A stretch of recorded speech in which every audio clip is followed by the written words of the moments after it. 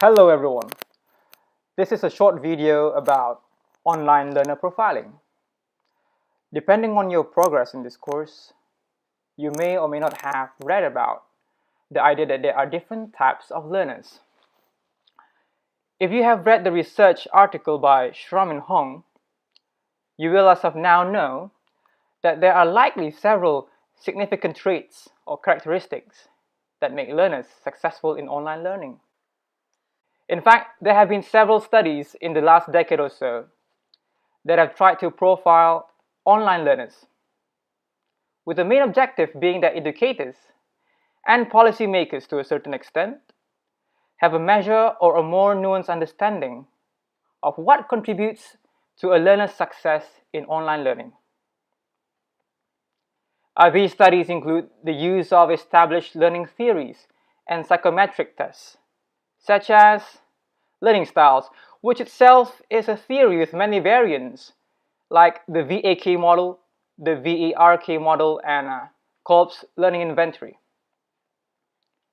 Then there are psychometric instruments, such as multiple intelligences, the Myers-Briggs type indicator, the Big Five personality tests.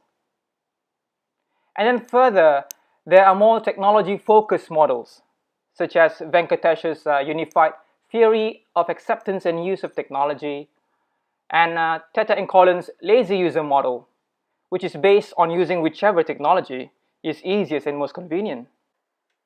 So there are also models based on digital literacies and models specifically made for learning with technology, such as Theo's digital native assessment scale.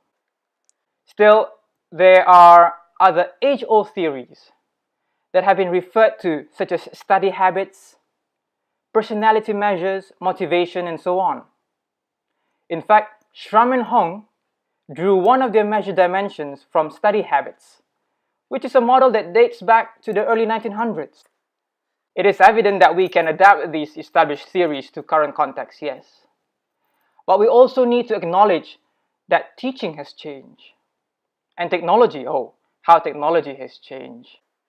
The internet has been what people call nowadays as an absolute game changer that requires us to learn new knowledge and skills, and what they call as 21st century skills.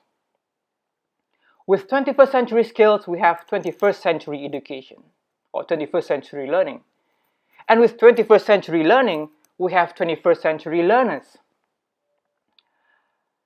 These 21st century learners, online learners being what I would call a subtype, are likely to have different preferences and dispositions towards learning with technology. You might be aware that some research coined these learners as digital natives, Generation Z or the Net generation, because of how they supposedly are able to and are more predisposed towards using online technology. Personally, for me, this is a sweeping generalization that learners are more or less the same, that learners are homogenous. I personally believe that learners are very much different. Learners are heterogenous. But at the same time, they may exhibit similar dispositions towards learning or learning online. Now, I am currently doing a research on profiling these 21st century online learners. I am aware that there has been a lot of research done previously using models such as learning styles and personality psychometrics. But I believe that learners cannot be typified based on their personality alone or their preferred sensory stimulation alone, like hearing, sense of sight, sense of hearing, sense of touch. And then there is also a risk of self-fulfilling prophecy, that when you predetermine how you want to group your learners beforehand, your findings will exclusively revolve around that explanation alone. For example, if you, as a teacher, start with, right, I will group my learners based on visual, auditory, and kinesthetic learners.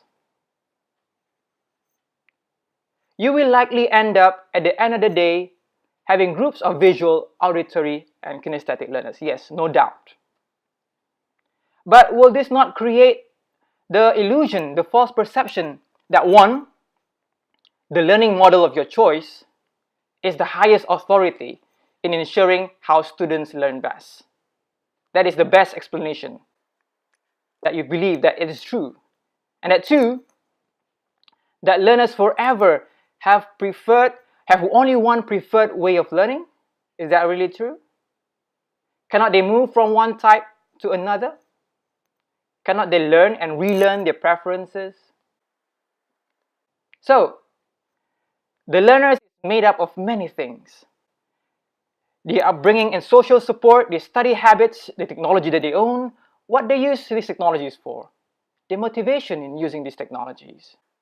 There is seemingly an endless number of dimensions that account for learners' success in online learning. Learners are simply multidimensional. Schramm and Hong acknowledged this theory. Schramm and Hong said, and this is a paraphrase from my part, we need to look at the characteristics of these learners and see how these characteristics influence the learning preferences or the learning experience.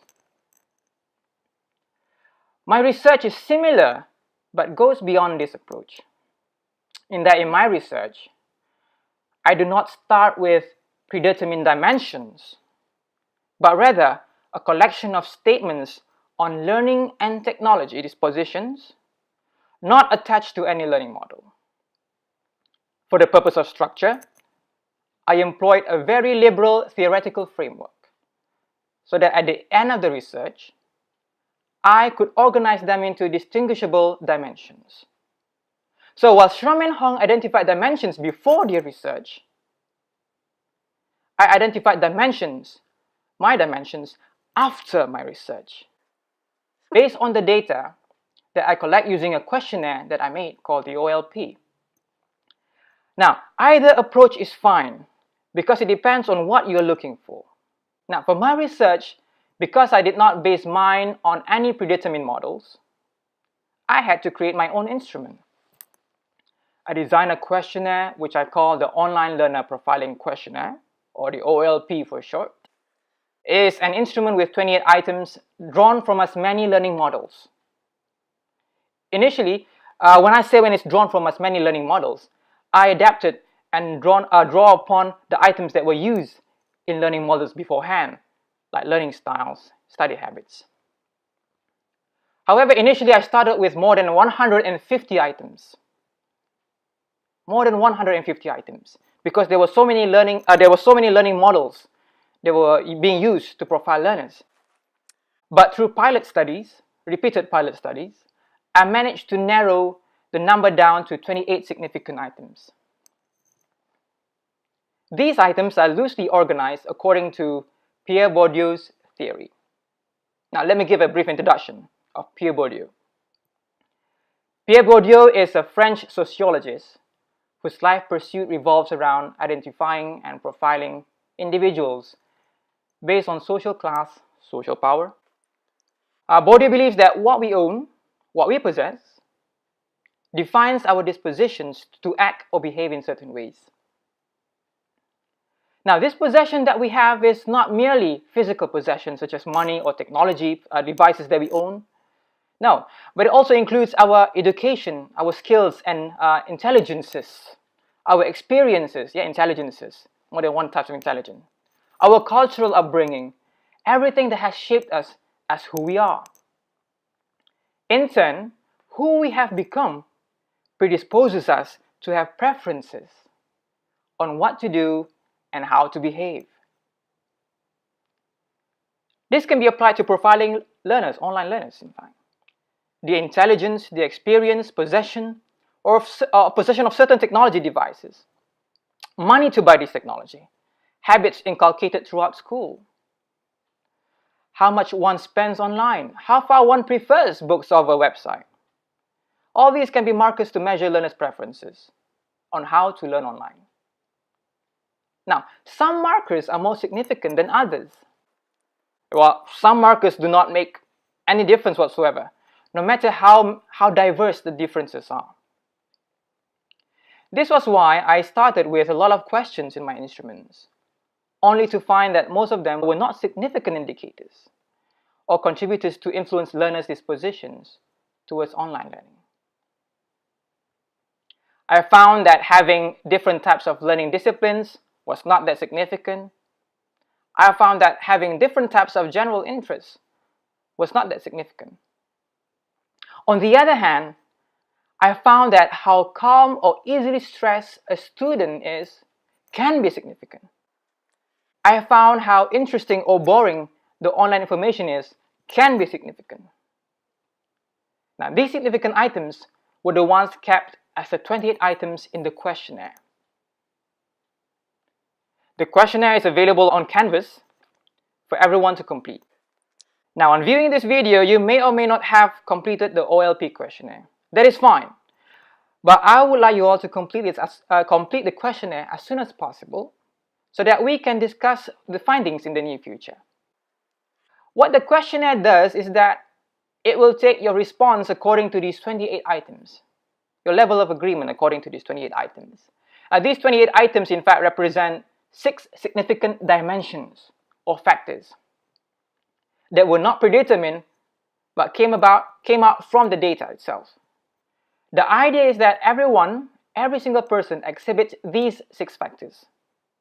Currently, tentatively, I call these factors from 1 to 6 as perceptive use of the internet, control of one's learning processes, dependence on negotiating understanding, learners' dependence on external assistance to gain understanding, internet dependence, and indulgences. So those are the 6 factors. Now, each factor is a spectrum.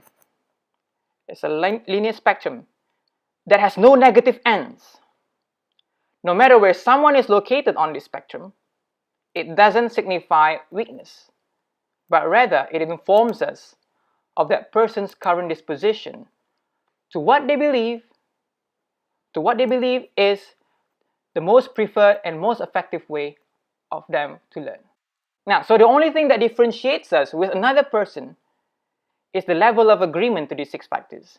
So different people will have different combinations of these 6 factors.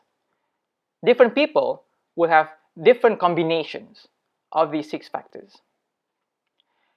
I will spare the technicalities of how these combinations have been concluded through factor analysis that I've done in my research. But based on my progress in this research, I have identified 7 different main types of learners. And from these 7 big types, there are a few smaller subtypes. These subtypes link the main types together, like bridges. At this point, I would like to use an analogy. Imagine that we have 7 main bus stations. These bus stations represent our main types. In between these 7 main bus stations, moving from one station to another, we have bus stops in between. These bus stops represent our subtypes.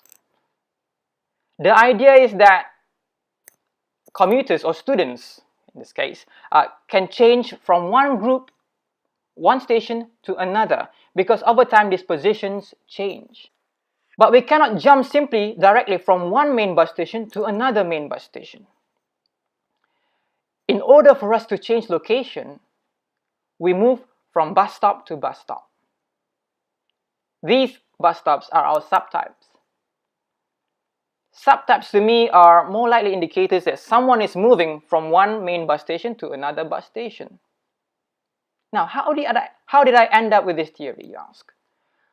When I conduct this questionnaire on a group of 407 students, I found 7 big clusters or big types, which I call A, B, C, D, E, F, G. Each cluster is made up of students sharing very similar dispositions.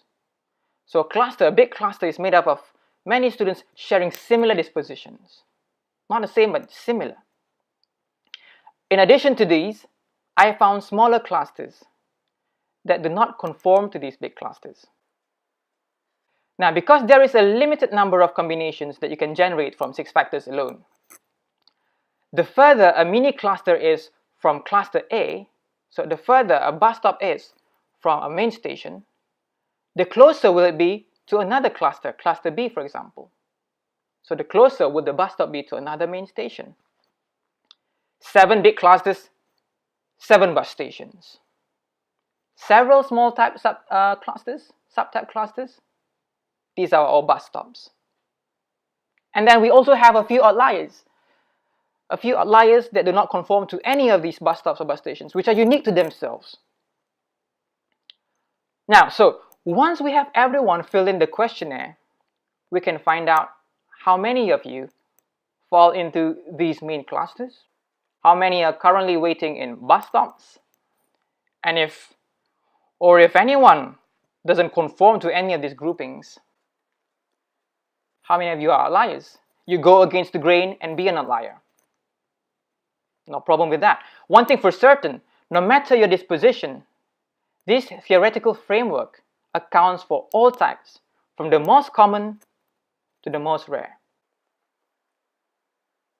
Because an outlier is still a student, and teachers and policymakers must acknowledge that whatever their online learning system is, it will cater from the common types to the outliers. It has to. Who knows, maybe over time the outliers numbers grow, and they themselves eventually become a mini cluster in their own right. So, once again, fill in the questionnaire and we can find out. This questionnaire does not identify any weaknesses, but the modus operandi, the mode of its method, is that the findings will be presented as anonymous cases, because its purpose is, in fact, to inform the teacher or the policymaker. It is not a personal psychometric test for learners to act on. It is a calculative and statistically pragmatic approach to profile the learners based on the interplay of their many characteristics. What do you think? Would you be interested in finding out your own results? Now, I hope this approach inspires you to read further on how learners are profiled and the purpose behind profiling them. We can always continue our discussion in Canvas and reflect on how you perceive yourself as a learner, and in turn, how this influences your preferences towards learning online.